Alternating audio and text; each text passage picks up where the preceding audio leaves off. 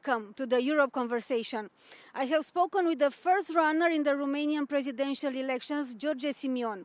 He says that if he will be president, Romania will cut the help for Ukraine. He also said that if he will be president, he will appoint as his prime minister Călin Georgescu, the person because of whom the former presidential elections in Romania were cancelled. Mr. Simion, you are very close to the presidency now, and there is a crucial moment for Romania and for Europe. You've been labeled many times and as anti-Ukrainian, pro-Russian, Eurosceptic. Let's clear this now.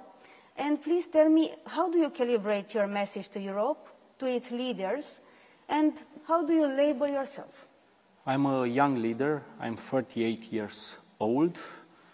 I'm a Democrat. This is why I was opposing the annulment of the elections here in Romania. You cannot do this in an EU member state just because you do not like who won.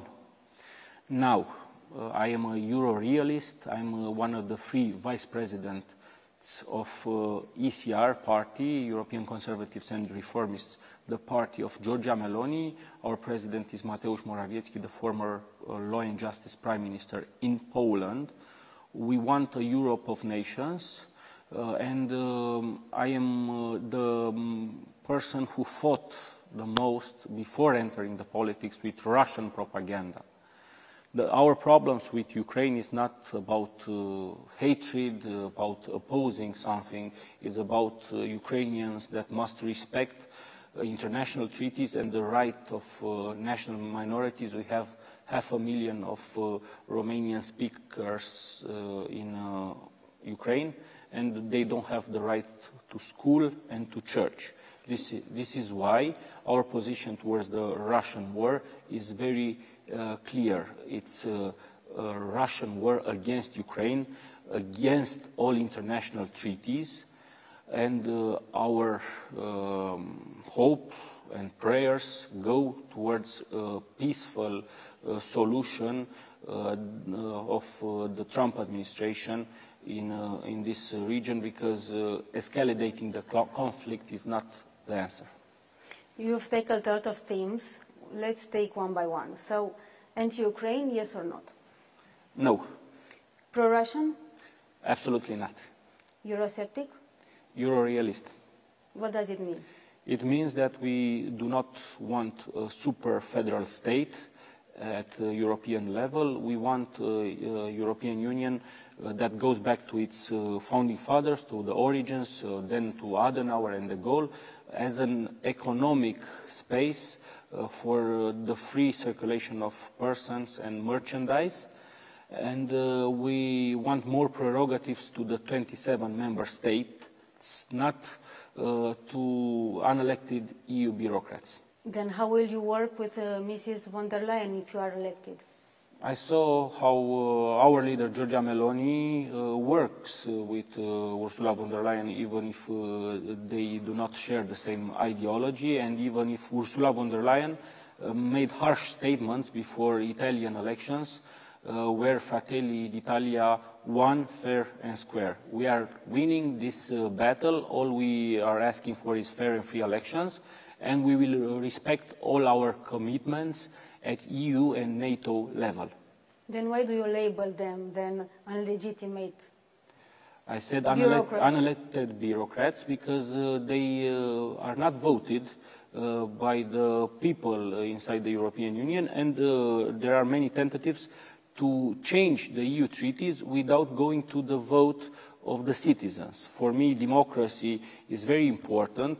This is the key aspect of the current repeated Romanian presidential elections. So I would like to go back to the people and to respect the will of the people. You know, President Trump was winning the elections in the United States, and the Supreme Court judges could have banned him, like it happened in Romania, like it happens in Iran. and in authoritarian regimes. Romania is NATO's crucial eastern flank ally, and tell me if you will be president, if you will continue the same strategy, and how will you keep Romania safe? For us, being a member of NATO is vital. We sacrificed a lot for being admitted to NATO. We invested a lot and we spent, our defense spending are quite big. So we want to be, along with Poland and the Baltic states, the eastern flank of NATO, and we want to invest more in our defense spending. We want a NATO led by the United States. It's a time of massive geopolitical change in Eastern Europe and also all over the world and also in Europe. And now there are ongoing Trump-Putin negotiations. You have referred to that already. How will you work with Mr. Trump to safeguard Romania? We are the natural allies of the GOP in the United States. We are perfectly aligned ideologically with the MAGA movement. As Giorgia Meloni does, we will work very well with the Trump administration. We have many friends, we know each other, and we will collaborate, and we will be serious partner for the US on the eastern flank of NATO. We have elections in May, on the 18th of May, both in Romania and Poland, and we hope to have two pro-MAGA presidents, both in Bucharest and in Warsaw. And in Romania, interest what is? To keep all three pillars of our security strategy: one, member of the European Union; second, member of NATO, the strongest military alliance in the history; and three, the strategic partnership with the US. Can you please elaborate a little more on this? Because Mr. Trump, after he took the presidency, he had a very offensive policy. And he ruled for the economic taxes. He excluded us from visa waiver. Why do you think it's more in Romania's interest than in USA interest to work with Trump more than with the EU? We want to work with all our allies. But not on the same level. One does not exclude the other. Now the tariff war is not intended towards the EU countries mainly.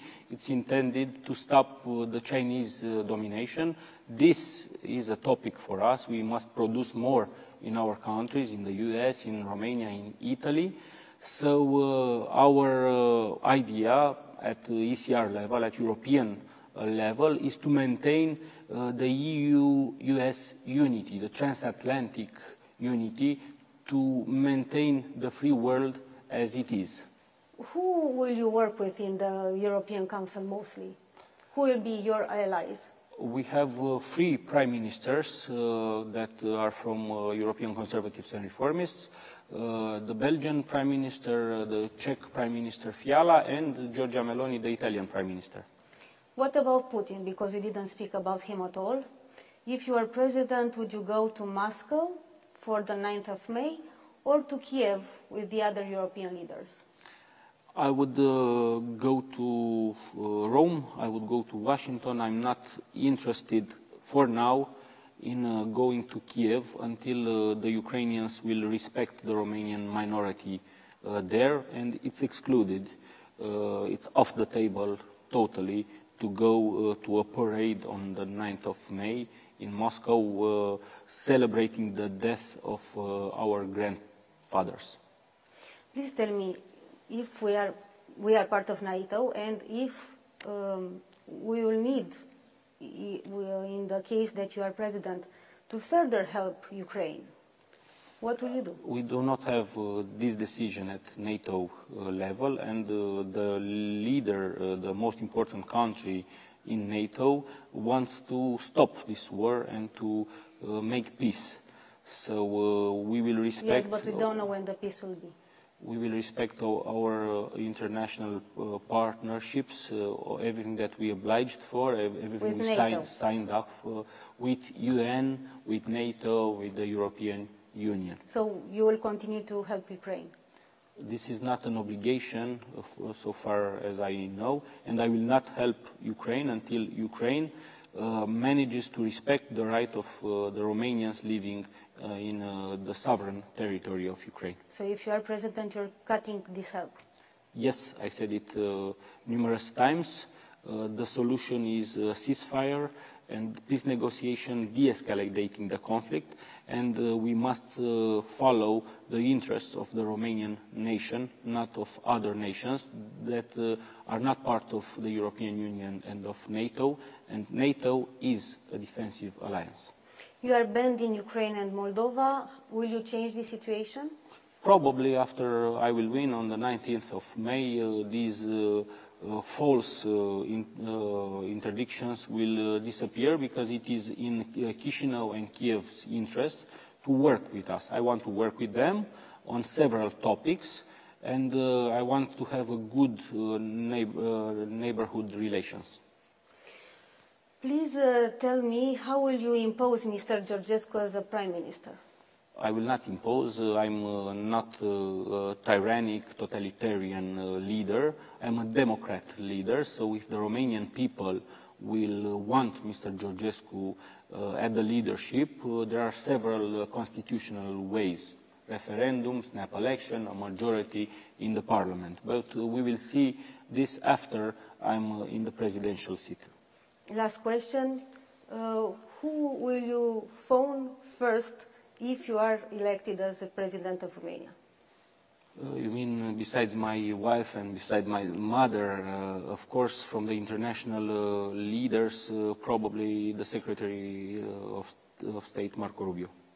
Thank you very much, Mr. Simion. Thank you.